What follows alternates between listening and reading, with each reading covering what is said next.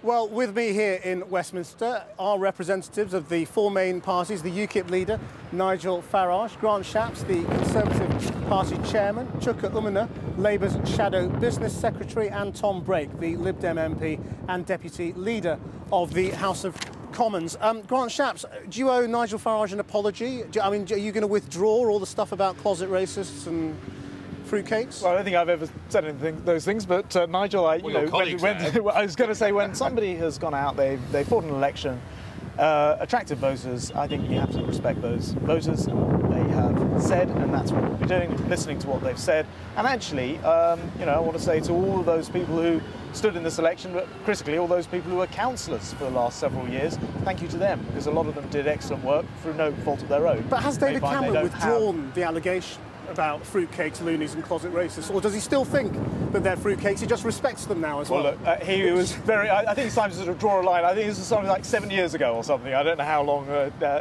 people hold grudges, but I just think that it's time to move on. But you've been saying it recently. I mean, this week it was clowns. I've never ever said it. Well, Ken Clarke called them clowns this week. I mean... Well, if you want me to say, I'll tell you. I don't agree. I think that it's time to move on and discuss the policies and the plans and scrutinise those. And I think one of the things I would say as a result of the elections yesterday is it is time to have a serious look at what the plans are and have them under the same kind of scrutiny that the other parties experience. If you made it into Westminster at the next election, could you work with the Conservatives? What would be the conditions? Well, very difficult to believe we could with this current leader, who has been very rude about us. And in fact, actually as recently as the Rotherham case, where those children were taken away from the foster parents, Cameron refused to withdraw his racist comments. Ken Clarke, appears on Sunday looking like he's been dragged through a hedge backwards and calls us a bunch of clowns. So there's nothing they could do to make you go away effectively as a problem? But there's a bigger problem than that, and it's this. Mr. Cameron's talking about a referendum at the end of 2017.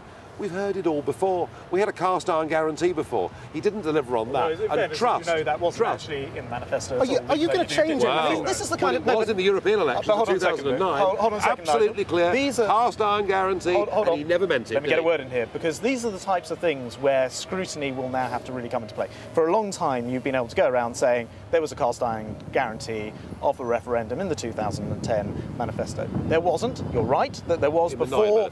Yes, you're right. Before Lisbon came in, we always said if Lisbon has been voted in by the previous Labour government, as this happens, then of course it's already in place. You can't turn time backwards. Wasn't what but we are very, very clear. Okay. It wasn't what. No, but it's not in fairness what you keep telling me. Because what the Conservatives did on Europe in trying to outflank UKIP, you did on immigration, arguably, and it didn't work for you either, did it? Because you can never out UKIP. Well, I don't agree that we were trying to outdo anybody in immigration, but you're right in the sense that, if you just engage in some kind of race to see who can have the most harsh or extreme view on immigration or Europe, is that going to mean that suddenly the people who voted for Nigel's party are going to come to my party or any of the other parties? No. So you can't attract them back? No, I'm not saying that. But what I was going to say, just let me finish my sentence, Krishnan, is that actually we have to respect and take seriously why people have voted for UKIP. But I think if you look at the reasons of UKIP voters that I've spoken to, what are they talking about? Jobs and growth. Those are the two things neither of these gentlemen have just mentioned. People have suffered a £1,700 on average pay reduction since the start of this parliament. We've got 2.5 million people out of work in my constituency. I've seen long-term unemployment. Yeah, but you're still where you were in 2010. I mean, you've made no progress on that. Well, 29% of the votes. I simply disagree with that. The key thing that's today... just a number. Well, in terms of the share of the vote, it's very difficult to extrapolate anything from the share of the vote today in the sense that 80% of the elections today were happening in Tory-held areas. The key thing for us was, could we win back support in those key marginal areas? Could we win back support in the south? And we had two principal targets in the marginal areas, Derbyshire and Nottinghamshire. We won both. We wanted to win back at least 200 councillors. We got back 290 odd councillors. Behind than under. I think what I was going to say under Michael Foot, he did better than Edmund Lamand did today. I think you've got bigger problems to worry about. Nigel Farage, than the Labour Party right 23% of the votes. Are you going to be demanding a podium at the leaders' debate in the next general election? I think yesterday's election was very important for us. We've shown we can win under first past the post and get a big national share. Next year, we have a European election. It's a national election, and my challenge would be to all the party leaders, please send this back. Why not have a national TV debate next year ahead of the European election? Well, Tom Brake, I mean, you see, on your share of the vote, you should probably just relinquish Nick Clegg's podium for UKIP, shouldn't you? Well, I think our share of the vote clearly wasn't what we wanted it to be. But if you look at the results in the parliamentary seats that we hold, and also the areas where we're strong on the local council, actually we did very well. Whether it was Eastbourne, whether it was Cheltenham, Westmoreland and Lonsdale, in those areas we are very strong and we polled ahead of all the other parties. But I think the major problem for the Conservatives and Labour in this election result is that it's very clear in the next general election they're not going to be able to form a majority government, and it looks as though we're going to be in a hung parliament scenario in 2015. Chuka and Grant, I mean, just very briefly, did they get a podium at the leaders' debate based on this performance? Well, they're a serious party now, aren't they? Well, I don't deny that Nigel's a serious party. And actually, one of the good things, I think, Nigel's been saying everything's changed today. In some senses, it has. It has because, actually, we're going to have a debate about policy. So why does Nigel not believe in global warming?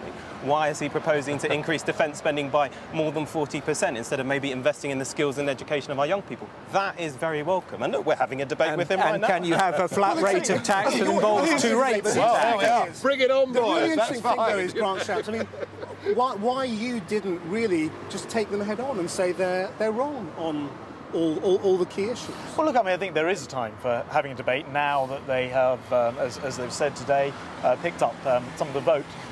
There is a big argument to have about if it's possible to both reduce the deficit and spend more money. One of the arguments they've been making, if it's right that now they campaign very strongly against HS2, that high-speed rail line through the country.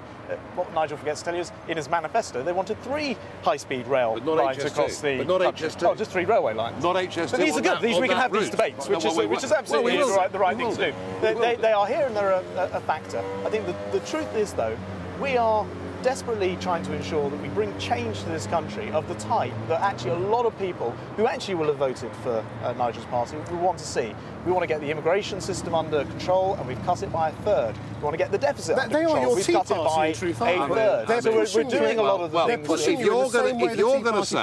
If all of you are going to say that from the 1st of January we're not going to open the doors to 29 million very poor Romanians and Bulgarians, I will cheer all of you. I think this debate clearly shows that UKIP presents a real challenge to the Conservatives, but of course there are people who voted as a protest vote for UKIP. I think that's where we as a party want to try and get those people back. I don't think we can get the people who voted for UKIP. The protest voters are people who are disillusioned with politics. The people who voted for UKIP who felt that the Conservatives were not far enough to the right, we're not going to be able to get those people back.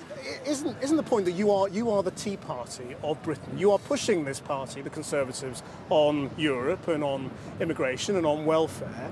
And you might fizzle in the same way that the Tea Party have in America, or lead them down the garden path. The Tea Party is a wing of the Republican Party fighting from within. We are a separate political entity, and what's fascinating about the results, though we hurt the Conservatives in the shires, that's because it was a Conservative election. Look at South Shields. We got 24% of the vote in a hard Labour area. We're picking up Labour votes, we're picking up Lib Dem votes, and what happened yesterday was we took British politics, we've thrown it up into the air, and we've no idea how it's all going to come down. Just for the sake of perspective, can I just make the single point, which is we elected yesterday 1,100 plus Conservatives, 140, I think, UKIP councillors. You would think, watching the coverage, it were the other way around. It is absolutely important that we don't dismiss people who have said we're fed up with what's going on and we want to see change in this country. But actually, it's also very important that as a government, actually as a coalition government, we show that we are making progress in some of these critical areas. And you're not able to do that. Just very briefly. Well, I think we have. We've just taken a council from the Conservatives today. We've taken lots of... Look, we've won councillors in Whitney. The One Nation was successful campaign. In Whitney, we have just won councillors back today. We're making good South? Okay. Making good steps. Everybody's won, isn't it, Mark? Everyone's a winner. Thank you all very much indeed. Gentlemen, thank you for joining us. Well, our political editor, Gary Gibbon, is with me now. One of the ideas that, in fact, Nigel Farage raised today was that they might be sort of the SDP of the 21st century. Is that an idea that's running? Yes, I just checked with Nigel Farage what he meant by that. And he was talking about how he felt, rather like the SDP did in his view, back in the 1980s when they splintered off from the Labour Party, they pulled the mothership, as it were, the old Labour Party, back to their agenda, and eventually you end up with Tony Blair. I think there are quite a few people who would look at the history of the SDP and think, well, actually, there were a few painful years in between of Labour wilderness.